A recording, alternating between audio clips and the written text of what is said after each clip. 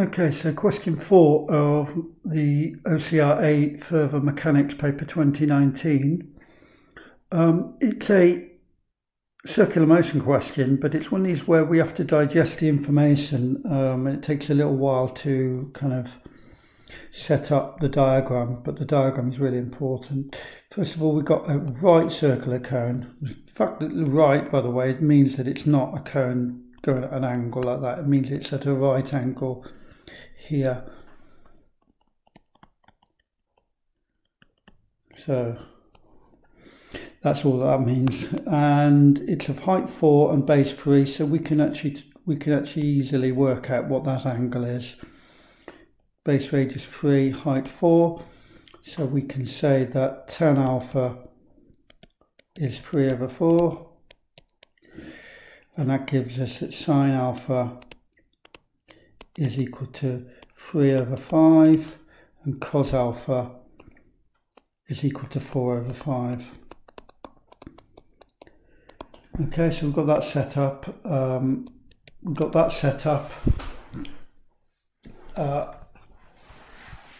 Then we just need to look at there's quite a lot going on. First of all, it's an elastic string, and you're given the modulus.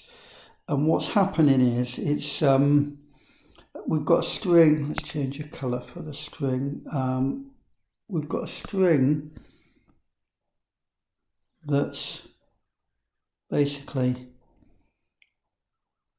like that, and we've got some particles attached like that, and it's extendable, and we know that the length from the extension is 1.5, so we know the actual length from here, the length here to here is 3.5, because the natural length is also 2.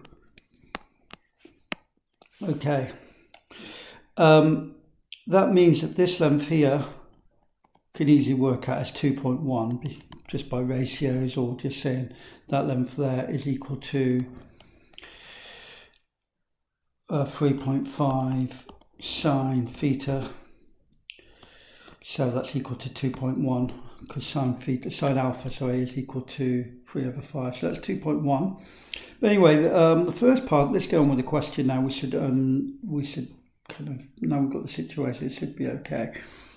Part A is quite straightforward. It's just using Hooke's law as expressed in mechanics, lambda x over L, where lambda is the modulus, x is the extension, and L is the natural length. So here we've got tension is equal to 32, because we're given the modulus of elasticity is 32, times by the extension in the string, which is 1.5, divided by the natural length, which is equal to 2. And that equals to 24 newtons. So 2 very easy marks there to get us going. Okay, so that's let's make a bit of space for ourselves. I might actually put that up here to make a bit of space for ourselves. Okay, and then part B. Right, part B now, this is the more meaty part of the question. We need a good diagram really. What are the forces acting on this? Well, we're told that the mass is 2.5. So we can say that the weight, let's change colour again. We can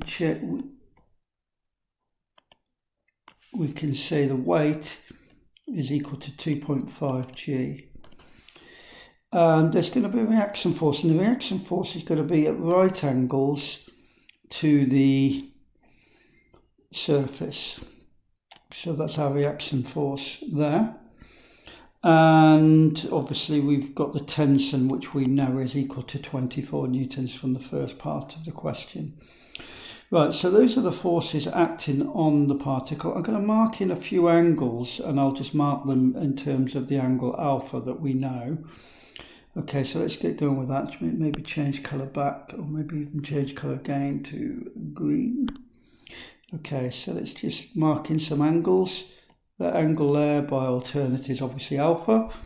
That means this is 90 minus alpha. So this angle here is alpha. Okay, that means that angle there is 90 minus alpha. So that means that this angle here is alpha. Okay, so that also means, I think that's all we need. Yeah, I think that's it. Don't actually need anything more than that. Okay, so let's get on with the question. So we're going to apply circular motion to these three forces, or to the two forces, because remember it's going in a circle around here. It's going in a circle with radius 2.1. Now, because we need to work out the reaction force, it seemed to me the most logical way of doing this is to resolve vertically first of all, because vertically there is no motion in the particle at all. So vertically it's in equilibrium, so they should be balanced in a vertical sense. So that gives us the component of r vertically, which is r sine alpha, plus the component of t vertically, which is t cos alpha, equals to the weight, which is equal to 2.5 g. Okay, so we know what sine and cos alpha are. So sine alpha is equal to 3/5. So r times 3/5 plus t, which we know is 24 newtons, times cos alpha, which is 4/5, equals to 2.5 g. Let's times through by 5. We get 3r plus 96 is equal to 12.5 g. So r equals to 12.5 g minus 96 divided by 3. And that comes to 56/3.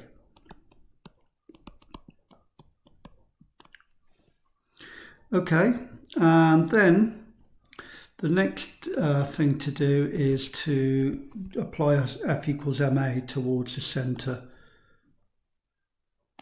Okay, so let's call it O. So this is the, as I say, this is where it's going around the circle, and this is the radius of the circle. So we can apply F equals ma towards centre.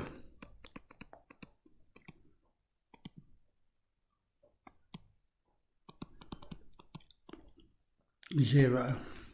So the component of this force towards the centre is going to be equal to t sine alpha, but this is going in the opposite direction, so that's going to be the component towards the centre is r cos alpha. Okay, because it's going away from the component is going away from the centre like that, and that equals to m v squared over r. So m is equal to 2.5 v squared, which is what we want to work out, over r, which we worked out right at the beginning, is 2.1. Okay, so let's sub in those answers of those, what we know. T sine alpha is 3/5, and we know that t is equal to 24, so we've got 24 times 3/5 minus 53/6, which is what we've worked out r to be equal to, times by 4/5, equals to 2.5 over 2.1 v squared. Right, that gives us that all this works out to be 22/3. I've just used a calculator with that, not tried to simplify anything. 2.5 over 2.1 v squared, and that gives us that v squared is equal to 154 over 25, which gives us that v is equal to 2.48 meters per second. That's it. Okay, so once you've set it up properly and got a decent diagram and got the situation, I think most people struggled with actually drawing the diagram and getting all the forces right. So quite a number of mistakes and errors were seen in this question, I think. Okay, that's it. Bye.